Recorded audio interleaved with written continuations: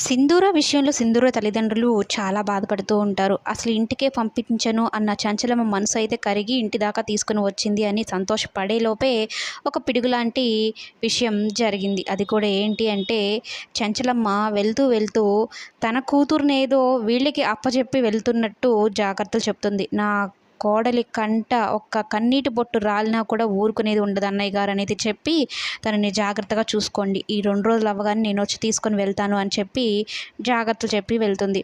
అయితే చెంచలమ్మ చూపించే ప్రేమకు సంతోషపడాలో లేకుంటే సింధూర విషయంలో అలా జరిగిన దానికి బాధపడాలో అర్థం కాని పరిస్థితిలో సింధూర తల్లిదండ్రులు.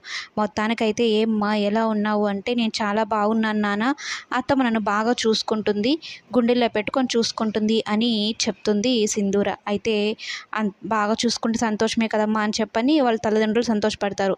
కానీ సింధూరాన్ని వదిలి వచ్చినప్పటి నుంచి తన ప్రాణం ఏదో వెళ్ళిపోయింది అన్నంతగా బాధపడుతూ ఉంటుంది చంచలమ్మ ఒంటరిగా కూర్చొని. తన మనసులోనే ఉండదు. ఇక చంచలమ్మను చూసిన చంటి కానీ కేశవ కానీ బాధపడుతూ ఉంటారు. ఎందుకు అలా ఆలోచిస్తున్నావు, 2 రోజులే కదా, కళ్ళు మూసుకుంటే అయిపోతాయిలే అన్నట్టయితే ధైర్యం చెప్తూ ఉంటారు. ఇక చంచలమ్మ తనను చూడకుండా ఉండలేక, అంటే తన కొడుకు మీద ఉన్న ప్రేమ కూడా సింధూర మీదకి మారిపోయింది చంచలమ్మకి. అంతగా తన కోడల్ని ఇష్టపడుతూ ఉంటుంది.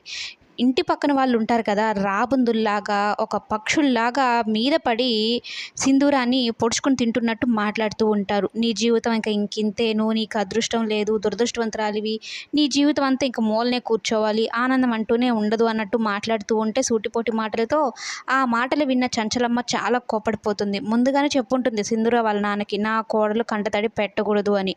ఇక చంచలమ్మను చూడగానే సింధూర, అత్తమ్మ నేను ఇక్కడ ఉండలేను, నీతోటి వచ్చేస్తాను అని బోర్ నేడ్చుకుంటూ వెళ్ళిపోతుంది. ఇక సింధూరానేమో తీసుకుని వెళ్ళిపోతూ చంచలమ్మ సింధూర వాళ్ళ నాన్నకి ఒక వార్నింగ్ ఇస్తుంది. ఇక ఎప్పటికీ మీరు మీ కూతుర్ని కలవకూడదు, ఇక్కడికి తీసుకొని వస్తే నా కోడలు ఎంత బాధపడుతుందో నాకు అర్థమైంది, తన కన్నీరు పెట్టుకోవడం నాకు ఇష్టం ఉండదు అన్నయ్య గారు, మీరే అర్థం చేసుకొని తనను కలవకుండా ఉండండి, తన దగ్గరకు రాకుండా ఉండండి, తనైతే ఇంకా ఎట్టి పరిస్థితుల్లోనూ ఈ ఇంటికైతే రాదు అని అయితే చెప్పేస్తుంది. ఇక సింధూర తల్లిదండ్రులకి ఇది శాపం అని చెప్పాలా లేకుంటే పరీక్ష అని చెప్పాలా, కన్న కూతుర్ని కలవనీయకుండా చేయడం ఏంటా అన్నట్టు ఆలోచిస్తూ